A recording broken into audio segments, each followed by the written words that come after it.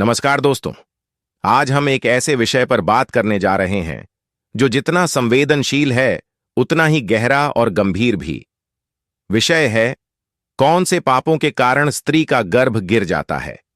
हम सभी जानते हैं कि मातृत्व का सुख एक स्त्री के जीवन का सबसे बड़ा वरदान होता है।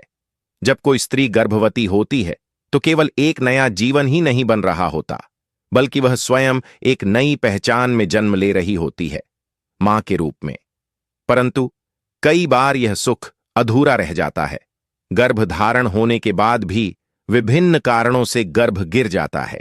कभी यह प्राकृतिक कारणों से होता है तो कभी चिकित्सकीय कारणों से, और कभी धर्म और शास्त्रों के अनुसार यह कुछ विशेष पापों का फल भी माना जाता है।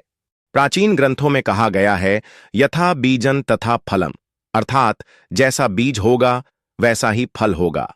मनुष्य के कर्म, उसका भाग्य और उसके जीवन की घटनाएं सब एक दूसरे से जुड़ी होती हैं।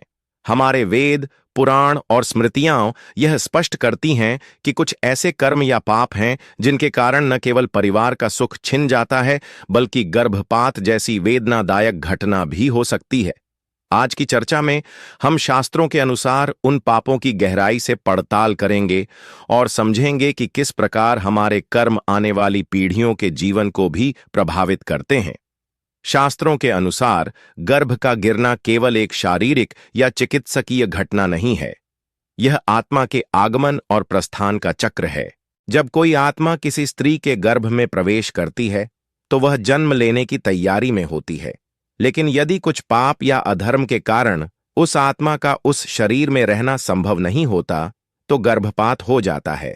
गरुड़ पुराण और स्कंद पुराण में उल्लेख है कि यदि किसी परिवार में पितरों का श्राद्ध, तर्पण या स्मरण नहीं किया जाता तो पितृदोष उत्पन्न होता है। पितृदोष का एक परिणाम यह भी हो सकता है कि वंश वृद्धि में बाधा आए, गर्भ ठहरे नहीं या बार बार गर्भपात हो। उदाहरण के लिए, एक कथा में वर्णन आता है कि राजा बृहद्रथ के वंश में कई पीढ़ियों तक संतान नहीं हुई। जब महर्षि अगस्त्य ने कारण पूछा तो झांत हुआ कि उनके पूर्वजों में से किसी ने श्राद्ध और तर्पण न करके पितरों का अनादर किया था। जब विधिपूर्वक पितृकर्म किया गया तभी वंश आगे बढ़ा। मनुस्मृति में कहा गया है, गावो विश्वस्य मातरः, गाय संपूर्ण जगत की माता है। गौहत्या या किसी भी निर्दोष प्राणी की हत्या का पाप जन्म लेने वाली आत्माओं के मार्ग में बाधा डालता है। गर्भ में पल रहा जीवन अत्यंत कोमल और संवेदनशील होता है। यदि माता पिता या परिवार के कर्म हिंसात्मक हों तो वह नन्हा जीवन सुरक्षित नहीं रह पाता।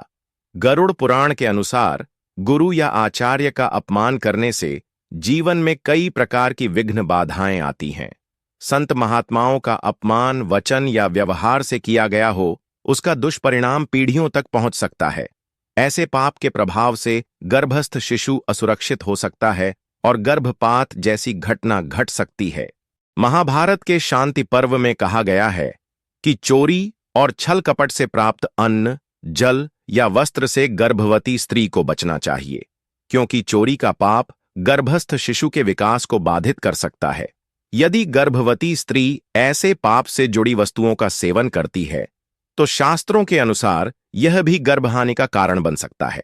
धर्मशास्त्रों में वर्णन है कि विवाह के बाहर अवैध संबंध या किसी और के पति पत्नी के साथ संबंध न केवल सामाजिक पाप है, बल्कि यह गर्भपात और निःसंतानता जैसी स्थितियों का कारण भी बन सकता है।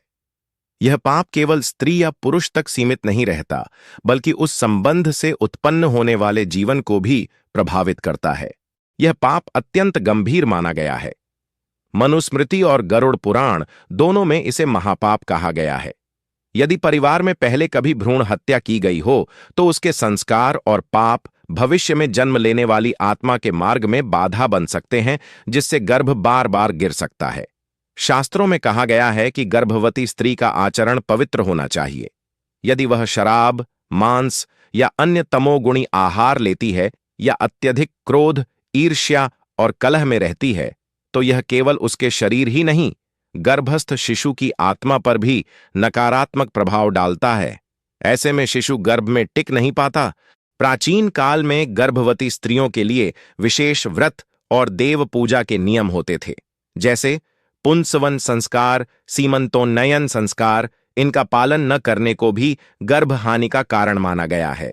विशेषकर जिस देवता की पूजा से संतान प्राप्ति हुई हो, उसकी उपेक्षा करने से गर्भ पर संकट आ सकता है। पुराणों और धर्मशास्त्रों में कुछ विशेष बातें कही गई हैं जो गर्भवती स्त्री को कभी नहीं करनी चाहिए। इनका पालन न करने को भी गर्भपात का कारण माना गया है। रजस्वला स्त्री का स्पर्श। गर्भवती स्त्री को रजस्वला स्त्री के बिस्तर या वस्त्र का स्पर्श करने से मना किया गया है, क्योंकि इससे शारीरिक और सूक्ष्म ऊर्जा में अशुद्धि आती है।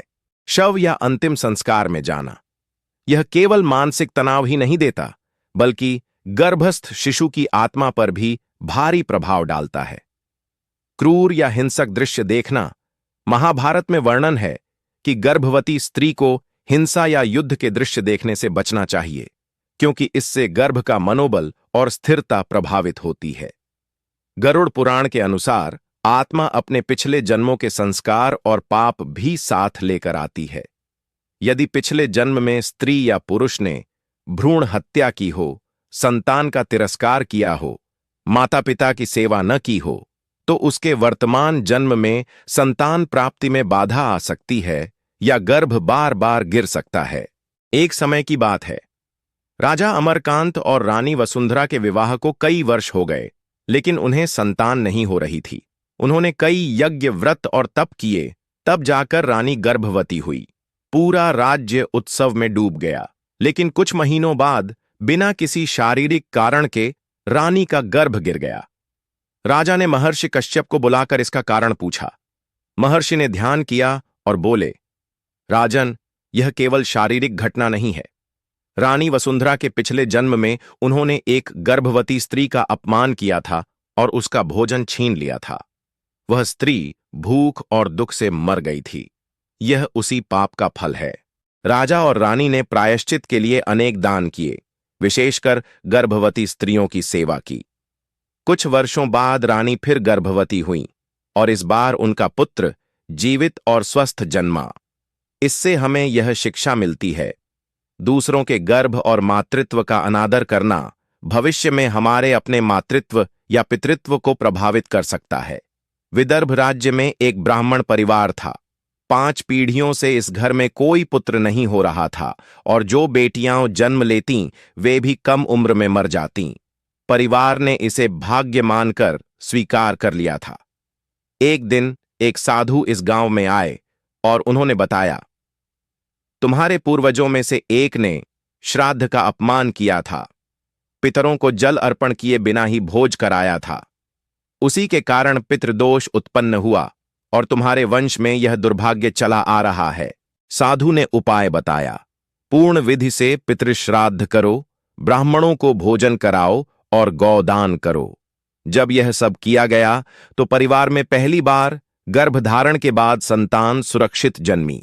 इससे हमें यह शिक्षा मिलती है, पूर्वजों का सम्मान और श्राद्ध कर्म करना केवल परंपरा नहीं, बल्कि वंश की सुरक्षा के लिए आवश्यक है। दोस्तों, धर्म और शास्त्र यह मानते हैं कि गर्भपात या गर्भ का गिरना केवल शरीर की बीमारी नहीं, बल्कि आत्मा और कर्मों का परिणाम भी हो सकता है। हमारे कर्म, हमारे विचार और हमारे आचरण गर्भ में पल रहे जीवन की सुरक्षा पर सीधा असर डालते हैं। इसलिए यदि हमें आने वाली पीढ़ियों का सुख पाना है, तो हमें अपने कर्मों को पवित्र रखना होगा और उन पापों से बचना होगा जो जीवन को जन्म लेने से रोकते हैं। अब भाग 2 में हम वैज्ञानिक और चिकित्सकीय दृष्टिकोण से समझेंगे कि किन कारणों से गर्भपात होता है और कैसे धार्मिक दृष्टिकोण व आधुनिक विज्ञान की बातें कई जगह मिलती जुलती हैं। भाग 2 के लिए हम दूसरे वीडियो में बात करेंगे। अगर आपको इस वीडियो से शिक्षा मिली है तो वीडियो को लाइक जरूर करना और हमारे चैनल को सब्सक्राइब जरूर करना। तब तक धन्यवाद।